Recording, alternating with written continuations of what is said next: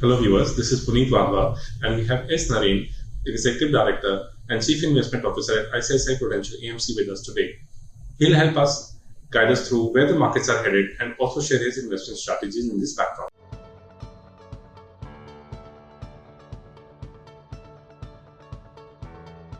So I'll start by asking you, back in March 2020, you had suggested the markets had presented us with an opportunity to invest for a long term. And markets have had still a run post that. Are they now ripe for a correction, even if it's for the shorter term? It's a very interesting period in the markets. From a valuation standpoint, I think markets look clearly fully valued. The Indian business cycle, on the other hand, is not in an uncomfortable situation. The problem is that some of the global developed market business cycle is in an advanced area. And many of the new age business valuations across the world are extremely overextended. And we have what I call a central bank bull market, where the global central banks have put $25 trillion of money to work. So this has resulted in risks which can play out at any point of time in the next 3 to 5 years and cause market corrections for which it is not possible to blame any Indian country or any Indian fund manager, but because of the fact that too much money has been printed by the global central banks. And whenever they withdraw it, we are going to see a market correction. So are valuations a concern, given the record high levels? The real problem at this point of time is that many investors have not seen equity markets and are entering for the first time. So many of them are participating without looking at valuations, and that is a risk at this point of time. It is the business cycle is not worrying. It is the euphoric way in which they are looking at markets. And many of them started to invest only after April 2020 and have never seen market corrections. So that's the risk. So I believe that it is more a risk of sentiment of the investor than a business cycle worry. And I believe that risk is getting accentuated by the fact that we have never seen any proper correction after April 2020. And increasingly, many of the new IPOs are coming in new age sectors where there are no earnings. So this resembles 2007 for me, where many IPOs started to come based on 2014 earnings. Now we have many IPOs which don't have any earnings. And people seem very comfortable about it because they're saying these are all new age businesses. So why do we need earnings? And this is going to be a risk that all of us are going to live with over the course of the next 3 to 5 years. So what would be a good investment strategy in this backdrop? What should retail investors do? It's very clear that the best way to invest at this point of time is to follow asset allocation. And the moment you follow asset allocation, it means that you have invested in equity, debt, gold, cash, and real estate. And if you have allocated money across all these asset classes in a reasonable way, I think you have handled the markets in a very sensible way. The worst way to invest is by thinking that equities is the only asset class and all other asset classes don't exist. And that too when equities are at all-time highs.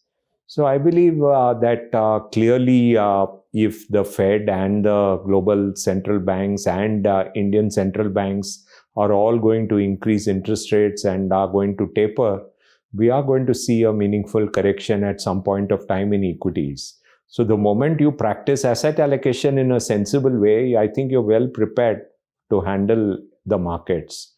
Unfortunately, my worry is that out of 100 investors, only 5 will practice asset allocation in a sensible way. And the remaining 95 will think that equities is the only asset class.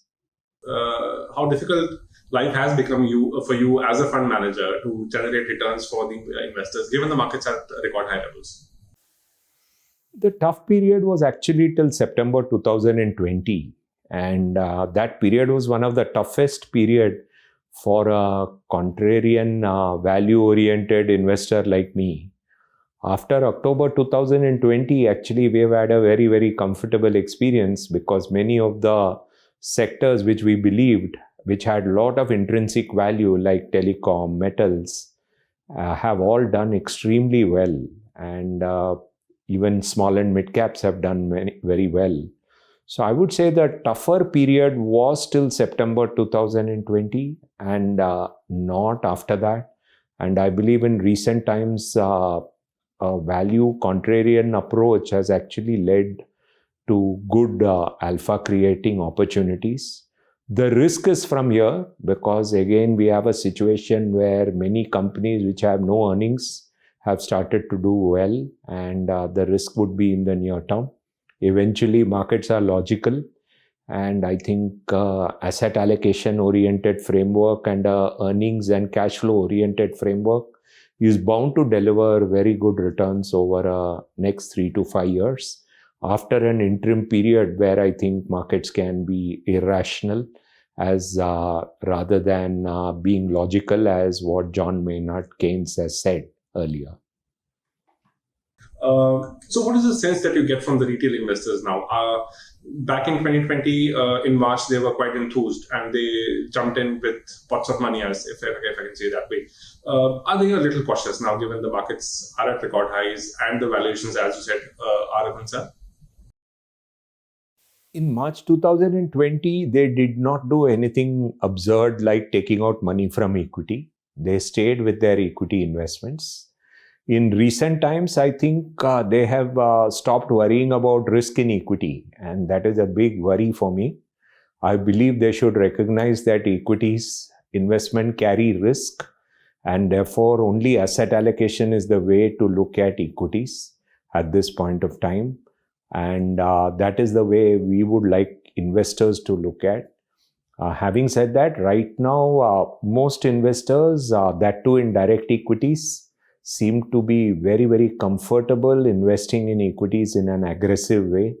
The open interest in stock futures at this point of time is at a record high, is an indicator that there is fair amount of interest in taking leverage through the stock futures route in the market.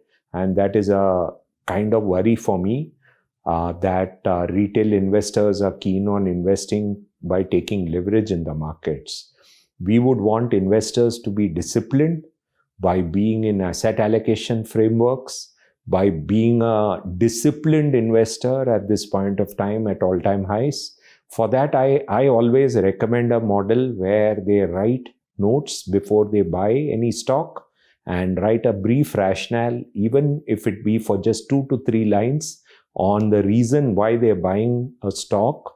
And if they follow such models, I believe they will do lower mistakes. And this is based on my 10 years as a stockbroker between 94 to 2004, when I had the opportunity to watch many retail investors.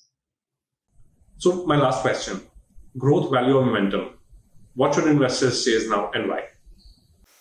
My view is they should chase actually asset allocation and not chase growth, value, or momentum at this point of time. If you ask me, they should also chase stocks which have earnings, dividend yield, cash flow, operating cash flow, and you have managements which have a long history of rewarding investors. And in my opinion, sectors which look good at this point of time for the long term include financials at this point of time, auto, considering that there have been a lot of problems in the recent past due to semiconductor and other issues.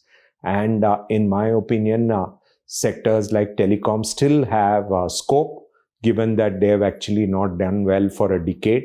We also think that capital goods oriented sectors can also do well along with power utilities over the next decade, considering that 2007 to 2021 was a lost 14 years for these sectors. Thank you, Dhiren. Thank you so much for your time. Hope to see you soon. If you like this video, share it and subscribe to Business Standard.